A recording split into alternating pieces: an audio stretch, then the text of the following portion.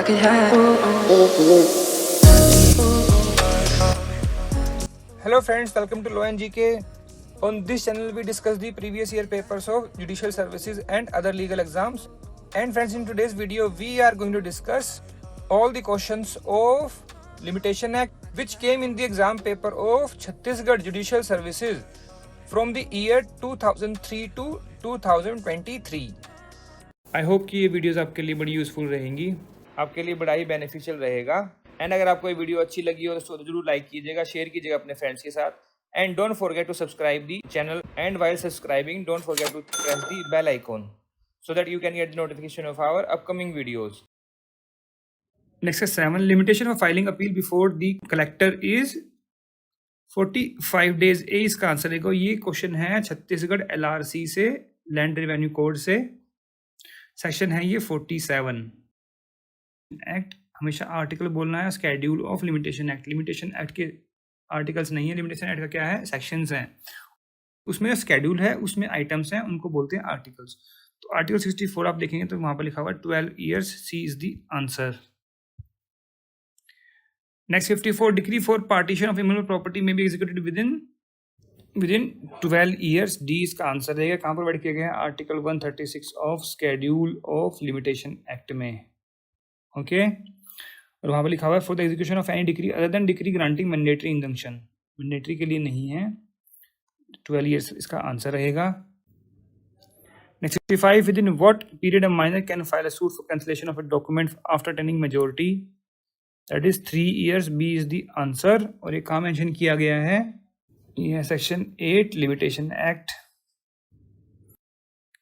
Next 53, suit for possession on the basis of prior possession may be filed within। अब देखिए, देखने से लग रहा है कि ये है सारे का क्वेश्चन सेक्शन 6 का, but not. This is provided in article 64 of schedule of limitation act. हमेशा आर्टिकल बोलना है, schedule of limitation act. Limitation act के आर्टिकल्स नहीं है, लिमिटेशन एक्ट का क्या है, सेक्शंस हैं। उसमें स्केड्यूल है, उसमें आइटम्स हैं, उनको बोलते हैं आर्टिकल्स। तो आर्टिकल 64 आप देखेंगे तो वहां पर लिखा हुआ है 12 years, C is the answer. Next 54, decree for partition of immovable property में be executed within 12 years, D इसका आंसर रहेगा। कहाँ पर प्रोवाइड किया गया है, article 136 of schedule of limitation act में। ओके और वहाँ पर लिखा हुआ है for the execution of any decree other than decree granting mandatory injunction, mandatory के लिए नहीं है। 12 years इसका आंसर रहेगा। Next 55, within what period a minor can file a suit for cancellation of a document after attaining majority? That is 3 years, B is the answer. और ये कहाँ mention किया गया है, ये है section 8 limitation act. Next 60, the period of limitation for a suit for damages on the count of malicious prosecution is 1 year, A is the answer. कहाँ provide किया गया है, ये है article 74 of schedule of limitation act. Next 69, period of limitation for filing suit for declaration is 3 years, C is the answer. और ये कहाँ provide किया गया, article 58 of schedule of limitation act में। Next 71, what is the period of limitation for filing suit for redemption of mortgage removal property? Redeem कर रहे हैं mortgage को, that is 30 years, B is the answer. कहाँ provide किया गया है, article 61 of schedule of limitation act में। Next 87, what is the period of limitation for a suit for possession on the basis of title? 12 year रहता है, B is the answer. कहाँ provide किया गया, article 65 of schedule of limitation act में।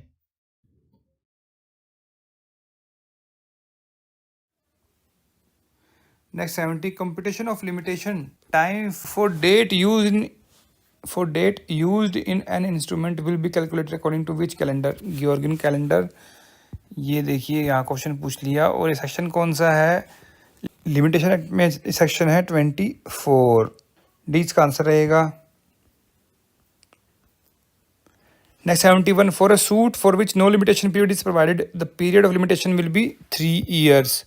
और ये article कौन सा है, ये this is article 113 of schedule of limitation act. देखिए कभी भी ये मत बोलिए कि आर्टिकल ऑफ लिमिटेशन एक्ट, नहीं, ये स्केड्यूल का आर्टिकल है, ठीक है, बिकॉज लिमिटेशन एक्ट में क्या है, सेक्शंस एंड स्केड्यूल। स्केड्यूल में जो आइटम्स मेंशन उनको बोलते हैं article. Next 72, in which section of Indian limitation act time limit is provided for acquiring easement by way of prescription? That is 25B is the answer. Next 73, in which section of Limitation Act effect of death before accrual of right to sue is provided? Section 16 है obviously, 18 क्या है acknowledgement, 19 क्या है part payment, 20 क्या है effect उनका। Next 74, ground of legal disability provided under section 6 of Limitation Act are minority, insanity, idiocy. All of these, D is the answer. अब देखिए इसमें कई बार पूछ जाते हैं कौन सा नहीं है, कौन सा ग्राउंड नहीं है, और लिख दें यहाँ पर बैंकरप्सी, तो वो ग्राउंड नहीं है। और जब मैं पर्टिकुलर सब्जेक्ट्स की वीडियो डालूंगा, जैसे लिमिटेशन एक्ट की जो जितने भी क्वेश्चन आए हैं छत्तीसगढ़ जुडिशरी में लिमिटेशन के, तो उसकी आप वीडियो देखेंगे ना, तो सेक्शन 6 पर आपको बहुत सारे क्वेश्चन दिख जाएंगे अलग अलग टाइप के, तो उनको ज़रूर कर लीजिएगा।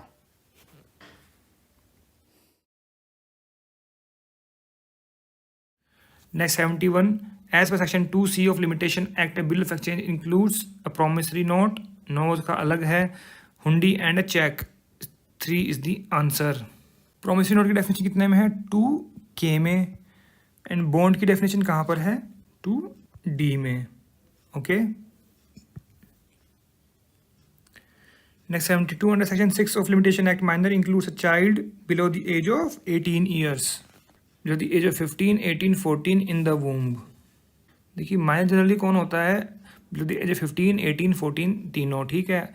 बट सेक्शन 6 में क्या लिखा हुआ? Minor includes a child in the womb, तो 4 इसका आंसर रहेगा। Next 73, in computing the period of limitation for any suit the day for which such period is to be record shall be excluded, 1 is the answer. और ये कहाँ पर mention किया गया है? सेक्शन 12 के सबसेक्शन 1 में।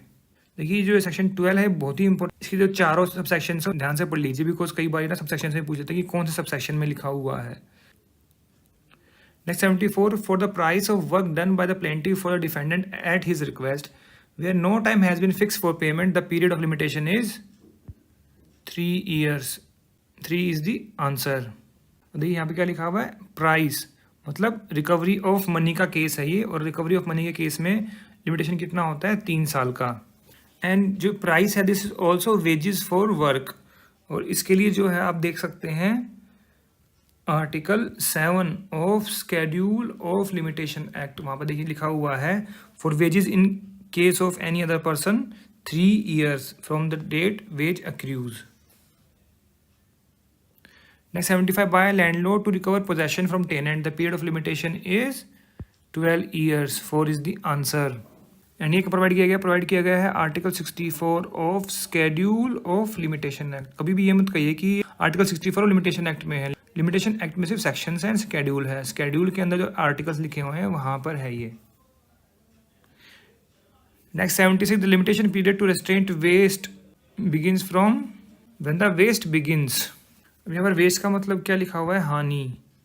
व्हेन द वेस्ट बिगिन, जब जो डैमेज है वो स्टार्ट हुआ है वहीं से जो है लिमिटेशन पीरियड स्टार्ट हो जाएगा। एंड ये क्या प्रोवाइड किया गया है article 89 of schedule of limitation act में।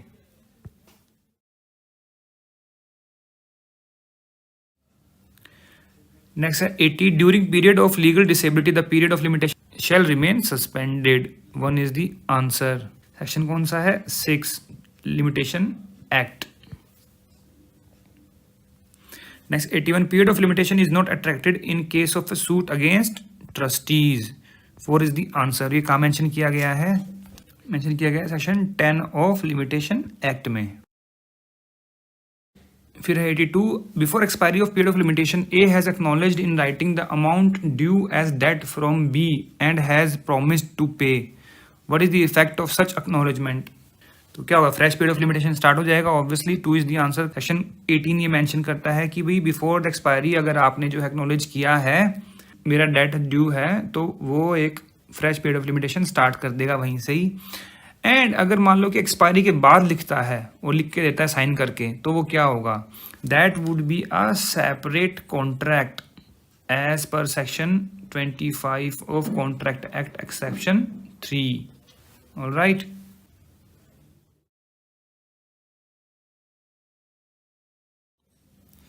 Next 85, suit against which of the following is not barred by period of limitation? Trustee, one is the answer. Section 10 देख लीजिए, इसके लिए वहाँ पर लिखा हुआ है कि ट्रस्टी के उसमें कोई लिमिटेशन पीरियड नहीं है. Next 86, in case of continuous breach of contract, what shall the period of limitation be reckoned as? 3 year, 1 year, 2 year, फिर fresh period of limitation to run at every breach of contract. तो fresh period होगा 4, इसका answer रहेगा. कहाँ पर बढ़ गया? Section है ये 22 of limitation act.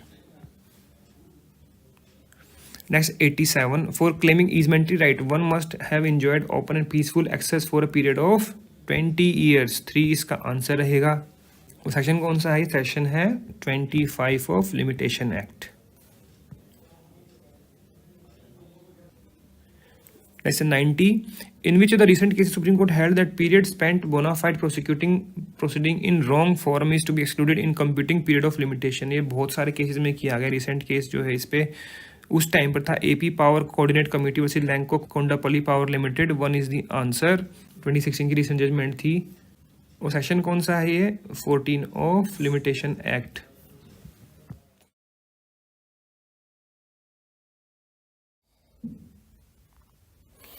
Next 86, time requisite under the limitation act means time minimum maximum, that is actual time taken. 3 is the answer. Exclusions में आता है कि भाई कितना टाइम टेकन, अगर मान लो कॉपी लगाने के लिए किया, सैंक्शन लेने के लिए किया है, कोई अवार्ड है, कोई इंजंक्शन लगी हुई है, तो जो एक्चुअल टाइम होगा उसी को हम जो है कंसिडर करेंगे. Next 87, legal disability of limitation act applies in the case of illness नहीं होगा, पॉवर्टी नहीं है, इंसॉल्वेंसी नहीं है. 4 इसका आंसर रहेगा none of these. Legal disability की बात कहाँ की? सेक्शन 6 में. तो सेक्शन 6 दिखाता हूँ आपको. तो लीगल डिसेबिलिटी देखिए सेक्शन 6 ये रहा. तो किसके लिए है? माइनर, इंसेन और एन इडियट, इनके लिए है ये. इनलेस पॉवर्टी और इंसॉल्वेंसी के लिए नहीं है. नेक्स्ट है 88, section 14 of limitation act will have no application where suit dismissed after adjudication on merits. Yes, this is correct. तो 1 इसका आंसर है. where suit dismissed because the court was unable to entertain it. ये नहीं होगा. Merits पे अगर हो गया तो 14 की एग्जम्पशन आप नहीं ले सकते. 1 इसका आंसर रहेगा.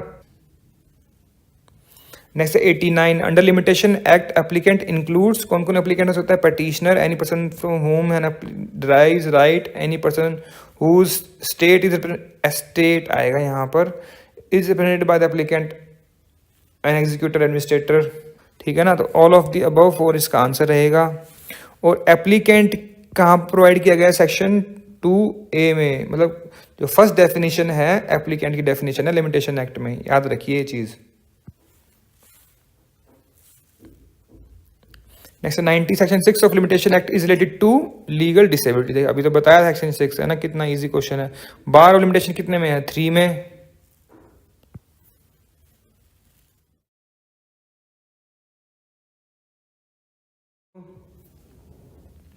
Next 64, any application for which no period of application is provided can be filed within 3 years. इसका आंसर रहेगा A. और कहाँ पर मेंशन किया गया है article 137 of the schedule of limitation act में. Next 65, the period of limitation for a suit for damages on account of malicious prosecution is, कितना होता है? That is 1 year. और ये कहाँ प्रोवाइड किया गया है? Period of limitation for the cases of torts. और आर्टिकल कौन सा है? आर्टिकल है 74 of schedule of limitation act. Next 66, the law of limitation runs from the date of plaint return, date of order which plaint is acted, depends on the circumstances, या फिर none of the above. अब देखिए इसमें से कोई भी option. Law of limitation कब से स्टार्ट होगा? From date of cause of action, या फिर जब नहीं पता तो जब when it came to knowledge. ठीक है, तो इसमें कोई भी ऑप्शन नहीं. तो इसका आंसर क्या रहेगा? इन ऑप्शंस में नन ऑफ द अबव है. डी इसका आंसर रहेगा. Next 67, section 17 of limitation act takes within its ambit क्या? Fraud, mistake, concealment. तो तीनों ही हैं. ऑल ऑफ द अबव इसका आंसर रहेगा.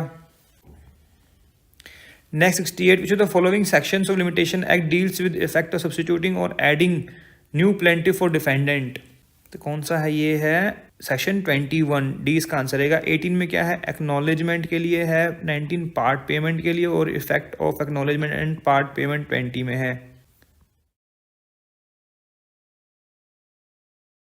ऐसे 81 once the calculation of the limit is started it will continue to run again and again। तो section 9 provide करता है कंटिन्यूस रनिंग ऑफ टाइम। एक बार स्टार्ट हो गया तो वो किसी भी सब्सिक्वेंट डिसेबिलिटी और इनेबिलिटी से जो है रुकेगा नहीं, बट उसकी एक्सेप्शंस दी गई हैं। तो time taken to receive copy of decree और ऑर्डर और अपील और रिव्यू, तो ये क्या है? तो ये एक्सेप्शन में आ जाता है, ये नॉर्मल रूल के, तो वहाँ पर extension of exclusion of time period हो जाता है, तो ये करेक्ट है। फिर डेटर्स लेटर ऑफ एडमिनिस्ट्रेशन ये सेक्शन 9 में ही मेंशन किया गया है। फिर time in the case of extinction, extinction का मतलब क्या होता है? वेरी पुअर, मतलब एक बात कर रहे हैं इंडिजेंट पर्सन की, तो उसके लिए भी एक्सेप्शन में है ये, मतलब एक्सक्लूजन ऑफ टाइम पीरियड हो जाता है सेक्शन 13 ऑफ लिमिटेशन एक्ट में। फिर if in a good faith any other civil proceeding in court without jurisdiction, इसे सेक्शन 14। फिर an injunction has been obtained to prevent filing of a suit, तो यहाँ भी हो जाएगा सेक्शन 15 के अकॉर्डिंग। तो सब में ये हो गया। ए इसका आंसर रहेगा, A is the answer, all 1 2 3 4 5। ऐसे 82 the important case of supreme court the land acquisition officer अंतनावासी कार्टिज related to section 5 B is the answer. तो बहुत ही कॉमन क्वेश्चन है लिमिटेशन में। फिर 83 the important case of N Balakrishnan versus M Krishnamurthy, किस पर है ये? Length of delay is no matter acceptability of the explanation. फिर condonation of delay is a matter of description, yes बिल्कुल ठीक है। But in the scope and ambit of law of limitation, ये भी बिल्कुल ठीक है। तो तीनों इसमें ठीक हो गए, ऑल ऑफ द वो इसका आंसर रहेगा। ऐसे 84 in a case supreme court held that Indian limitation act is the only general law for the whole country, all other law determining the period of limitation are either special law और local law. If they fix the time period for specific cases they will be called special laws. कौन सा case था ये? देखिए इसमें जो case है जस्टिनियानो versus Antonio, इसका आंसर ये भी होना चाहिए। सिंडिकेट बैंक में जो है इसका ही रेफरेंस दिया गया था, इस केस का ही था। 1979 में केस आया था और सिंडिकेट बैंक वाला आया था 2001 में। आई वुड से कि इसका आंसर बी रहना चाहिए। Next 85 in order to acquire the right of easement against government property by the virtue it is prescribed a period of 30 years, A is the answer. Private case में कितना है? 20 years।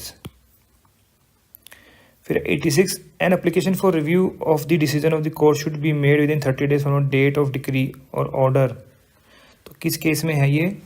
तो article 124 of schedule of limitation provide करता है for review judgement by court other than supreme court within 30 days, ठीक है। तो इसका आंसर क्या रहेगा फिर? In the high court, B is the answer. Next 87 A owes with 1 lakh to B. B is entitled to recover this amount from A. This is called as right in personam.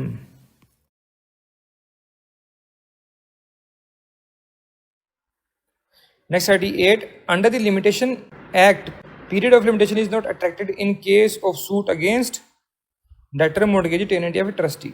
Trustee, D is the answer. You can see section 10 of Limitation Act for this. Next 39 under the Indian Limitation Act, before expiry of the period of limitation, A has acknowledged in writing the amount due as debt from B and has promised to pay. What is the effect of such acknowledgement?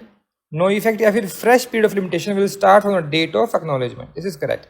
Mentioned in section 18 of Limitation Act. B is the answer.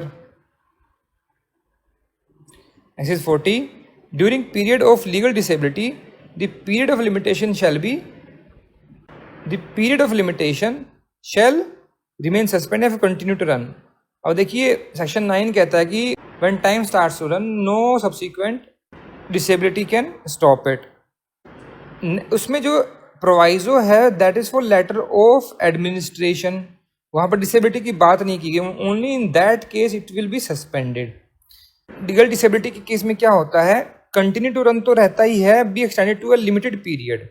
मान लो कि 18 का होने के बाद ही case कर पाएगा। For example, अगर minor is 9 years and limitation period है 12 years का, तो 9 + 12 कितने हो गए? 21। 18 साल के बाद इसको 3 साल मिल गए तो 3 ही रहेगा। अगर मान लो वो 5 ईयर्स का है और 12 ईयर्स की लिमिटेशन पीरियड है तो 17 हो गया, उसको 18 का होने के बाद फर्दर 3 ईयर मिल जाएंगे। Be extended to limited period, है ना। तो मैं कहूँगा बी एंड सी दोनों ही ठीक हैं, इसमें थोड़ा सा एक ऑप्शन ठीक नहीं बनाए, कई क्वेश्चंस में गड़बड़ कर रखी है। Next is 41, under the Indian limitation act in case of continuous breach of contract what shall be the period of limitation be account as. Continuous breach में क्या होता है, fresh period of limitation runs at every breach of contract. D is the answer. Section is 22 in limitation act. Next 42, in which section of Indian Limitation Act effect of death before accrual of right to sue is provided? It is mentioned in section 16. A is the answer. Next 43, in which section of Indian Limitation Act time is provided for acquiring easement by way of prescription? Section 25, very easy question. B is the answer. Next 44, through which amendment and in which year was section 32 of Indian Limitation Act removed? बताओ, अब ये भी पूछ लिया। कभी सोचा नहीं होगा आपने कि सेक्शन 32 ऑफ लिमिटेशन एक्ट पर भी क्वेश्चन आ सकता है। So it was repealed and amendment act, कौन सा था ये, 74 का। C is the answer. Next 45, the definition of easement in section 25, 26 and in section 2 shall not apply to matter arising in the territory to which the Indian Easement Act of 1882 extends for the time being. Related with, अब ये किससे relate करता है statement, section 29 of limitation act. A is the answer. ये उसके sub section 2 में mention किया गया है, 29 के 2 में।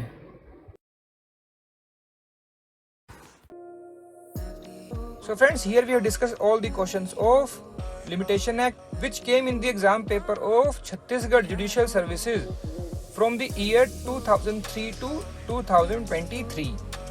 अगर आपको इसमें कोई कमी लगी हो, कोई सजेशंस हो, कोई कमेंट्स हो तो कमेंट सेक्शन में जाकर भी लिख सकते हैं।